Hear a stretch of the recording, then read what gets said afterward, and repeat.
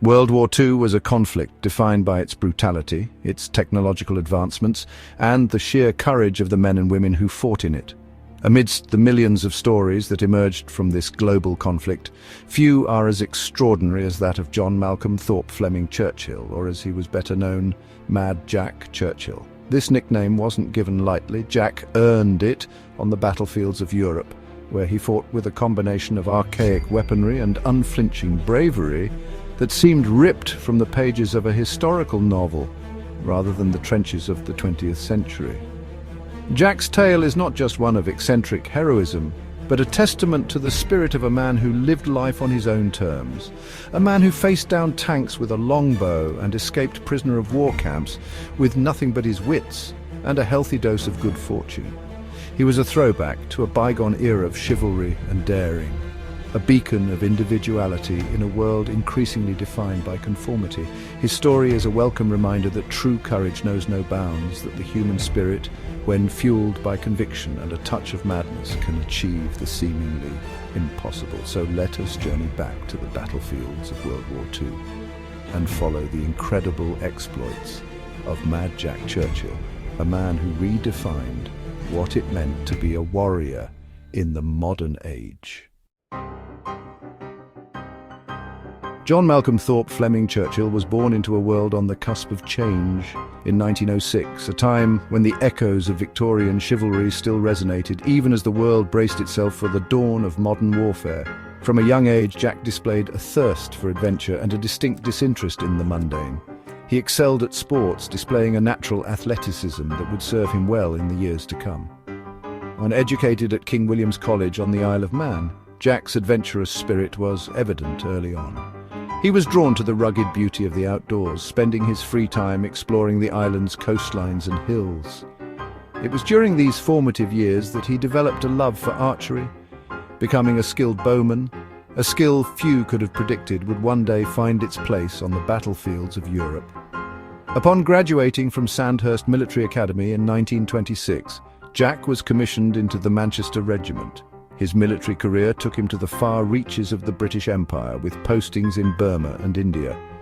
In the jungles of Burma, he further cultivated his eccentricities, learning to play the bagpipes with a passion that matched his love for archery. His fellow soldiers quickly learned that Jack Churchill was no ordinary soldier.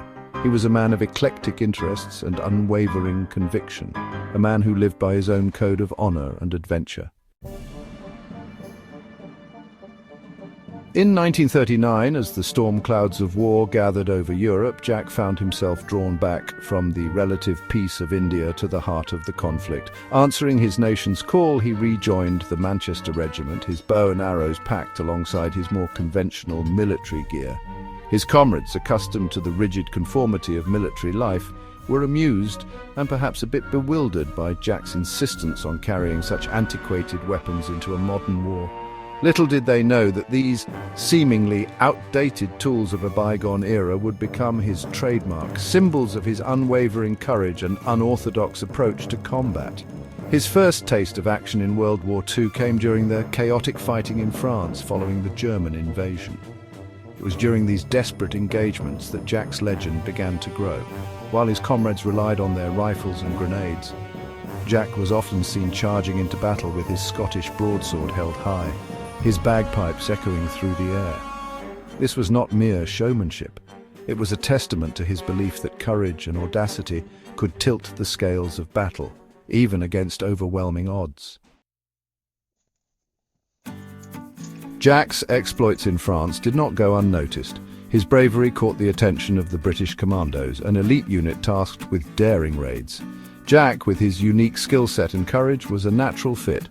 During a raid on Vagsoy in December 1941, Jack cemented his reputation as Mad Jack. As the landing craft approached, the wail of bagpipes cut through the silence. Jack stood at the bow, playing his beloved instrument. As the ramp crashed down, he charged forward, broadsword flashing. He led his men with ferocity, his bagpipes urging them forward. It was a scene from the Scottish Highlands, transported to Norway.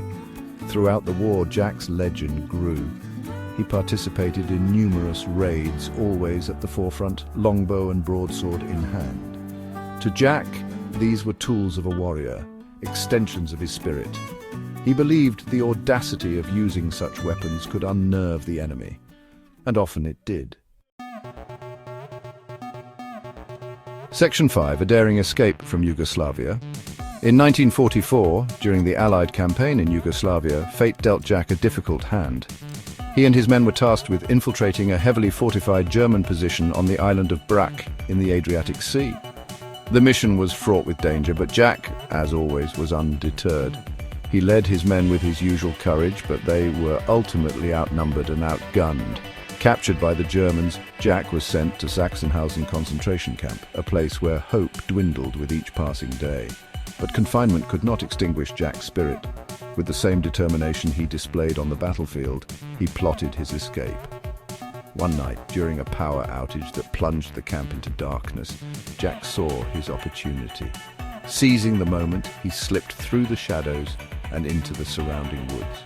He endured days of hunger, thirst, and constant pursuit, his will to survive fueled by an unquenchable desire for freedom. He was eventually recaptured, but his escape attempt had become something of a legend. It was a testament to his unwavering spirit, his refusal to accept defeat even in the darkest of times. Section 6.